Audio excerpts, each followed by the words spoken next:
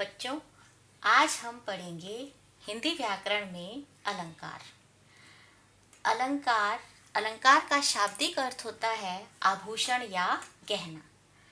जिस प्रकार आभूषण पहनने से नारी की सुंदरता बढ़ जाती है, उसी प्रकार अलंकार काव्य की शोभा को बढ़ा देते हैं। इसकी परिभाषा भी हमने यही बताई है। काव्य की शोभा बढ़ाने वाले गुणों को अलंकार कहते हैं। इसके लिए हम एक उदाहरण दे रहे हैं। 3 बेर खाती थी सो 3 बेर खाती है। यहाँ पर बेर और बेर ये शब्द 2 बार आया है और इनका अर्थ अलग अलग है। 3 बेर खाती थी, या नायिका की दशा के बारे में बताया कि जो 3 बार खाना खाती थी, वो 3 बेर एक फल होता है, उसे खाकर अपना जीवन व्यतीत करती है। यहाँ ये दिखाया अलंकारों के प्रयोग से किस प्रकार कथन बहुत प्रभावशाली और चमत्कारिक बन जाता है। अलंकार, इसके मुख्य 2 भेद होते हैं, शब्द अलंकार और अर्थ अलंकार। शब्द अलंकार होते हैं जहाँ काव्य में शब्द के प्रयोग से चमत्कार उत्पन्न हो, उसे कहते हैं हम शब्द अलंकार। और काव्य में अर्थ के प्रयोग से चमत्कार उत्पन्न हो, उसे कहते हैं हम अर्थ अलंकार। तो पहले हम पढ़ेंगे शब्द अलंकार। शब्द अलंकार का पहला भेद है हमारे पास अनुप्रास अलंकार। जिस रचना में एक ही व्यंजन का बार बार प्रयोग हो, उसे क्या कहते हैं हम अनुप्रास अलंकार। अब आप देखेंगे, कविता पढ़ते हैं, पंक्ति में एक ही व्यंजन बार बार आ रहा हो, जैसे तरनी, तनुजा, तट, तमाल, तरवर, बहु, छाय। यहाँ त, त व्यंजन एक ही व्यंजन है जो बार बार आ रहा है, तो आप पहचान जाएंगे कि यहाँ पर अनुप्रास अलंकार का प्रयोग हुआ है। अगला लेंगे हम यमक अलंकार। जब किसी रचना में एक ही शब्द 2 या अधिक बार आए और हर बार उसका अर्थ अलग अलग हो। इसके लिए मैंने आपको उदाहरण में भी बताया था, 3 बेर खाती थी सो 3 बेर खाती है। ये यमक अलंकार का ही उदाहरण मैंने आपको बताया। एक और आपको उदाहरण बताया जाता है, काली घटा का घमंड घटा।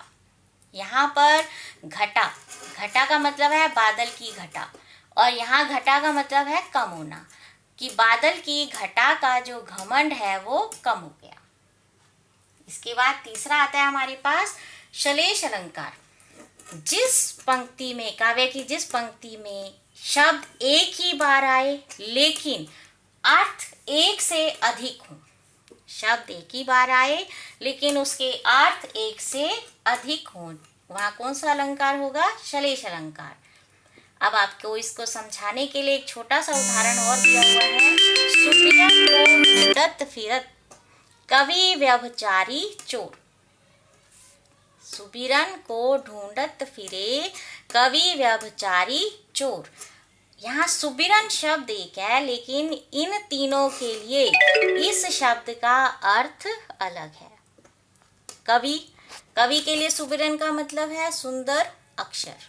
व्यभिचारी के लिए सुबिरन शब्द का मतलब है सुंदर नारी, और चोर के लिए सुबिरन शब्द का मतलब है सोना। अगला आता है हमारे पास अर्थ अलंकार। उसका पहला भेद है उपमा अलंकार। उपमा अलंकार में आप बहुत आसानी से समझ सकते हैं कि इसमें तुलना की होगी। जब आप कविता पढ़ते हैं और आपको लाइन में पता चलता है कि एक वस्तु या प्राणी की तुलना दूसरी किसी प्रसिद्ध वस्तु या प्राणी से की जाती है, वहाँ उपमा अलंकार होता है। इस उपमा अलंकार को समझने के लिए हम इन 4 चीज़ों के बारे में पता होना चाहिए। इन 4 शब्दों का वर्णन मैं आपको एक उदाहरण से भी समझाऊंगी। पहला है उपमेय। उपमेय का मतलब होता है जिसकी तुलना की जाए। उपमान होता है जिससे तुलना की जाए। और समान गुण है दोनों में, उपमेय और उपमान में समान गुण। और वाचक शब्द होता है समान गुण को दिखाने वाला शब्द। अब मैंने यहाँ पर एक उदाहरण लिखा हुआ है, नील गगन सा शांत हृदय था सो रहा। अब यहाँ पर हृदय जो है वो क्या है, उपमेय, इसकी तुलना की जा रही है। और नील गगन क्या है, उपमान, इससे तुलना की जा रही है। इन दोनों के बीच समान गुण क्या है, शांत। और इस शांत को दिखाने का जो शब्द है वो है सा। सी, सा, सम, सरीखी, के समान, ये ऐसे शब्द हैं जिससे हम तुरंत पहचान जाएंगे कि काव्य में इस पंक्ति में उपमा अलंकार का प्रयोग हुआ है। आगे आता है हमारे पास रूपक अलंकार, जहाँ गुण की समानता के कारण उपमेय में उपमान का आरोप हो। ये मेन आप याद रखेंगे, उपमेय में उपमान का आरोप। जैसे मैया मैं तो चंद्र खिलौना ले हो, यहाँ चंद्र खिलौना, चंद्र खिलौना का क्या मतलब है, यहाँ पर चांद को खिलौने के रूप में बता दिया। यहाँ चंद्रमा में खिलौने का आरोप हुआ है, कौन सा अलंकार होगा, रूपक अलंकार। आगे आता है हमारे पास उत्प्रेक्षा अलंकार, जहाँ काव्य में उपमेय में उपमान की संभावना पाई जाए। संभावना के लिए आप कैसे समझ पाएंगे, आपको उदाहरण दिया, उस काल मारे क्रोध के तनु कांपने उनका लगा, मानो हवा के जोर से सोता हुआ सागर जगा। यहाँ पर मानो शब्द का प्रयोग हुआ है। और साथ में इस लाइन को भी समझेंगे कि जब अर्जुन का गुस्सा इतना बढ़ जाता है, उसका शरीर कांपने लगता है क्रोध में, उसकी तुलना यहाँ पर, उसको यहाँ पर दिखाया है कि सोया हुआ सागर जैसे जाग गया हो, हवा के जोर से सोया हुआ सागर जाग गया हो। इस अलंकार को पहचानने का एक और भी तरीका है, आप अगर काव्य पंक्ति में देखते हैं, मानो, मनु, मानव, जानो, जनु, ज्यों, अगर आपको ये शब्द दिखाई देते हैं तो भी आप पहचान जाएंगे कि यहाँ उत्प्रेक्षा अलंकार का प्रयोग हुआ है। अगला है हमारे पास अतिशयोक्ति अलंकार। अतिशयोक्ति का क्या मतलब है, किसी चीज का, किसी वस्तु, पदार्थ, कथन का लोक सीमा से बढ़ा चढ़ाकर वर्णन किया जाए। जैसे पानी पर आत को हाथ छुओ नहीं, नैनन के जल सो पग धोए।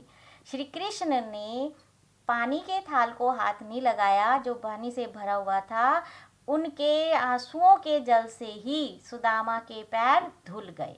तो यहाँ कौन सा अलंकार आएगा हमारा, अतिशयोक्ति अलंकार। धन्यवाद।